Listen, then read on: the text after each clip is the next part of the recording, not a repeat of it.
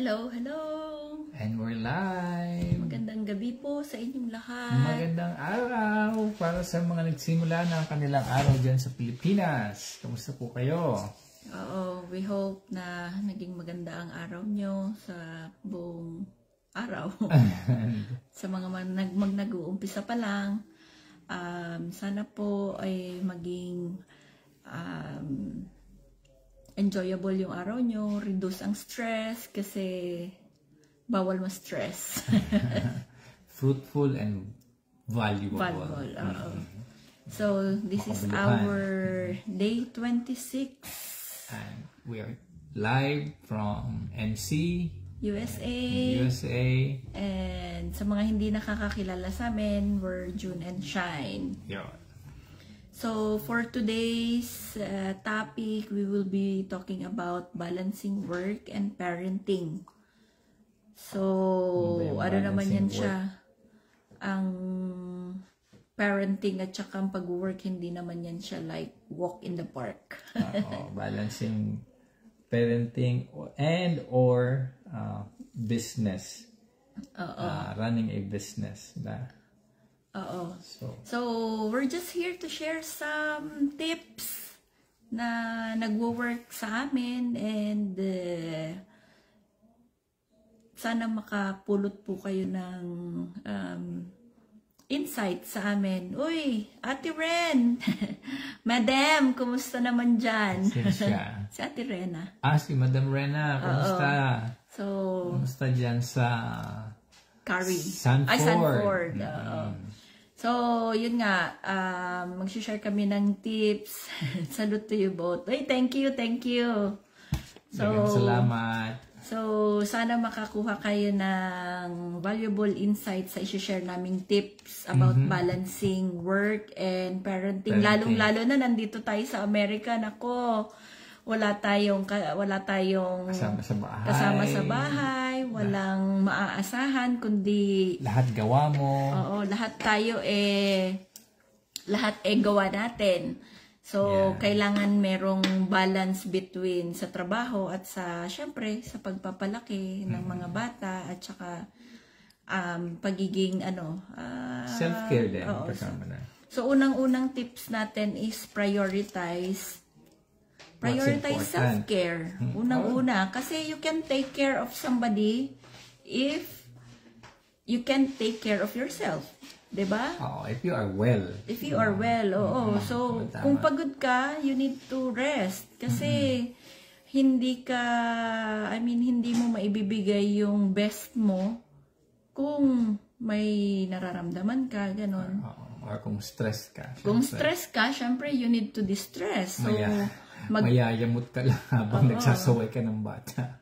So, kailangan mo mag-exercise, mag-meditate. Kung nagme-meditate ka, o di kaya mag-retail therapy ka. Ayan.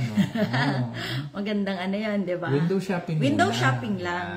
Kung hindi pa kaya ng budget, window shopping. At least, nare-release lang natin yung stress. Lagay mo lang muna sa yung bucket list. So, second tip, kumbaga, walang masama sa me time. Tama yun. Kasi kung puro ibang tao din yung iniisip mo, syempre may mga times na kumbaga nafe-fed up ka din. So kailangan mo rin mag-recharge. Kailangan fully charge ka para mayroon kang ma-share. So next is you have to embrace flexibility. Yan. Isang malaking adjustment yun. Dapat agile ka. Kasi move ka dito, kailangan ka dito, dapat move ka ulit dito. Kasi may mga times na hindi naman umaayon yung plano sa atin, 'di ba? So, kailangan nating mag-adjust. Versatile and agile, kumbaga.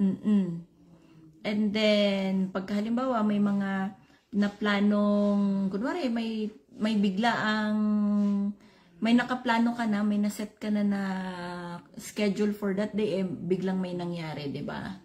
So, kailangan dapat flexible kang mag-adjust ng schedule mo.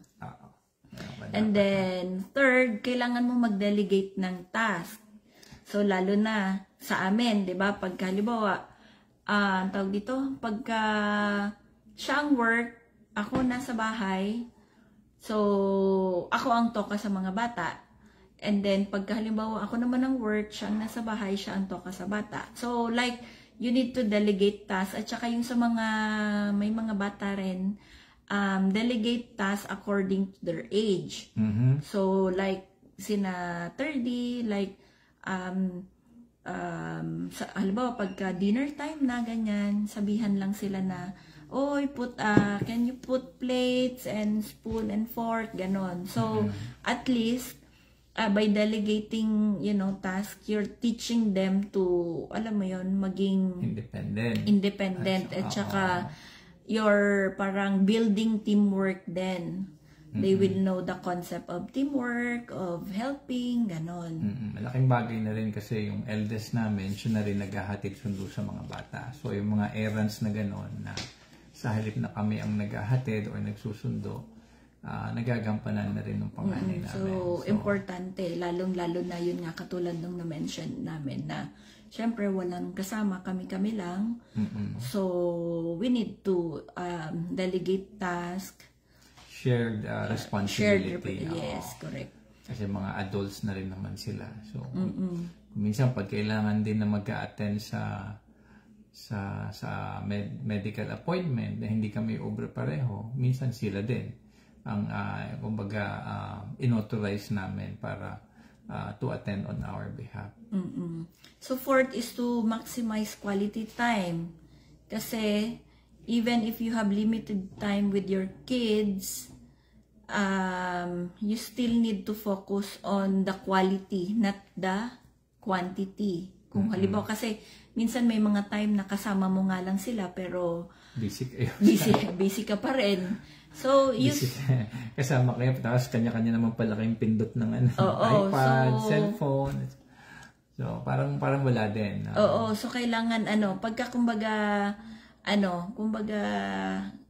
yun naman ang kailangan natin quality kaysa sa quantity. Kasi iba rin yung kasama mo lang sila physically, pero iba yung impact na pagkahalimbawa nakakalaro mo sila, ganon. Yun ang mareremember nila sa maalala nila na, oy, we had this, we went to this one. Yung mga memories na yun. Core memories ba? Yun ang nagsisilbing foundation na rin nila hanggang sa sila lumaki or magkaroon ng sariling pamilya. Build up yun. Tapos, communicate with your partner.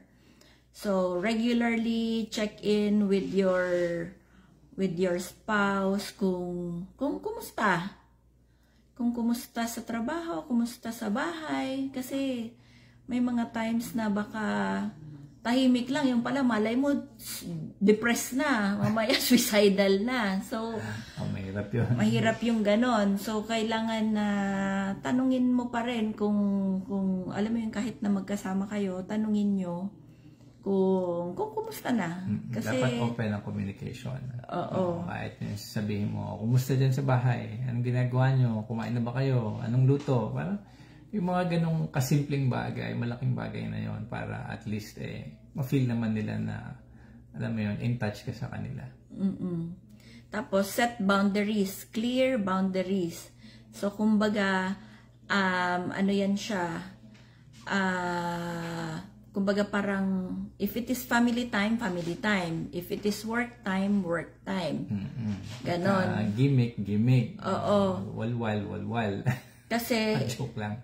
This will ensure both areas get the attention they need without overlapping too much. Malaking bagay yan. And then, next is let go of perfection. Wala namang taong perfecto, walang relationship na perfecto. You have to make an effort to, make it as perfect as you can. The best version, I would say. Hello, Auntie! Si Auntie Tiba. Hi, Auntie Tiba. Thank you for watching. So, kasi, when you let go of perfection, it is accepting that you won't be able to do everything perfectly. Kumbaga, give yourself grace and celebrate small wins. Mm-mm.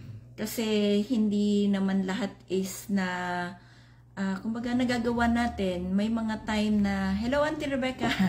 Hello, Thank Auntie you for Rebecca. watching. Thank you for watching. So hindi naman lahat ng bagay nagagawa natin as a parent kasi we also work.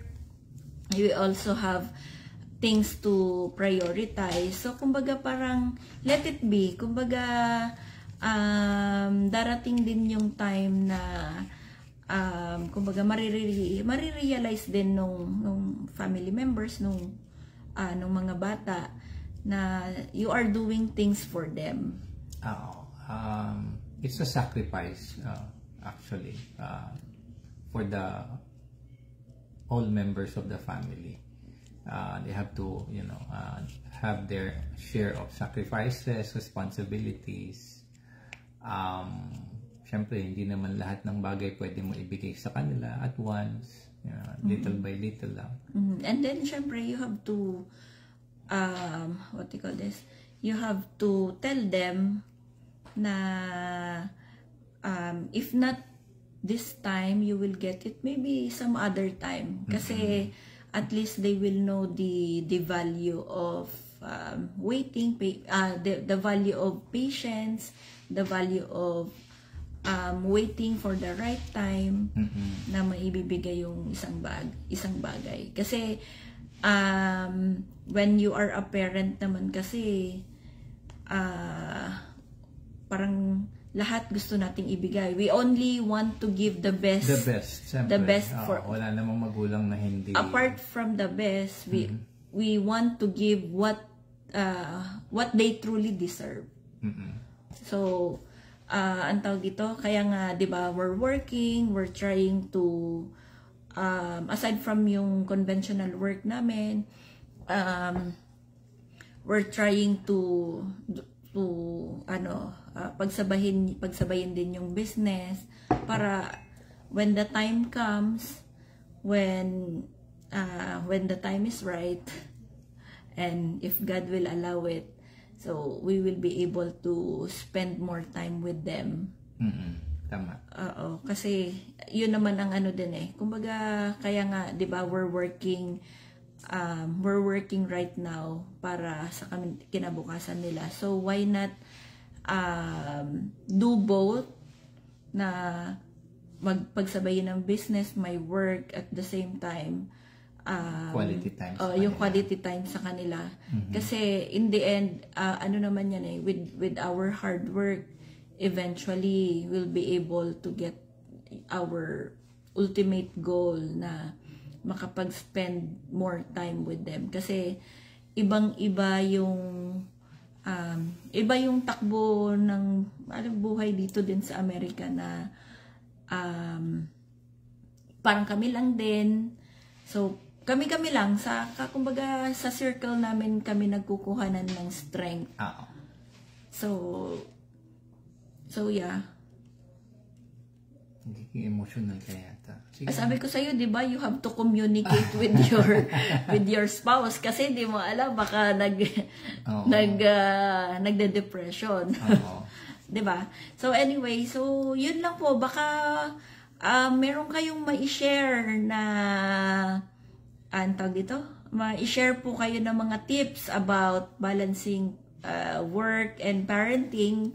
Comment down below lang po. So, at least maka-relate din po kami sa inyo. Lalo na yung yung mga 40 years, 50 years mga veteran ng parents dyan. Baka meron kayong ma-share sa amin. And please do include where you are watching from, so at least malaman din natin kung gaano ka layo ang naaabot ng ating broadcast or ating Go Live. Ating Go Live. Kasi since yung business nga din namin is global, we want to reach globally. Across the world. Across the world. So, yun lang po. Don't forget to comment down your tips and best practices on balancing parenting and work. Apo, tapos para maka-gain din po kami ng insight sa inyo. Yun. So, yun lang po for tonight. Maraming salamat. Maraming salamat for tuning in. Thank you for staying with us. Mahaba-haba pa to. Meron pa tayong 64. Oo. 64, malapit nang matapos. Malapit nang matapos ang isang more episodes. Oo. And we hope na yung mga topics that we've shared in the past were able to impart valuable lessons. Sa mga bago pa lang po sa ating channel. You're welcome, Madam. Subscribe or balikan nyo po yung aming mga previous Go Live sessions. And I know marami kayong makaka-relate din sa mga topics na nagkaroon. So, maraming salamat po. Good night sa amin dito and good mornings. And good day sa lahat ng mga nag-umpisa na ang kanilang araw. Hope your day continues sabi to ni be Ate blessed. Ren, good night. Thanks for the tips, Ma'am and Sir. Thank you. You're welcome, Ate. Thank you din, Feel Mars. free to share your tips din. Oo, para at least makakuha din kami ng mga tamang baka meron kayong working na parenting skills, balancing work and parenting, baka So, sabay-sabay tayong matuto sa isa't isa. So, yun lang po. Thank you for tuning in. God bless everyone. Thank you po. Thank you.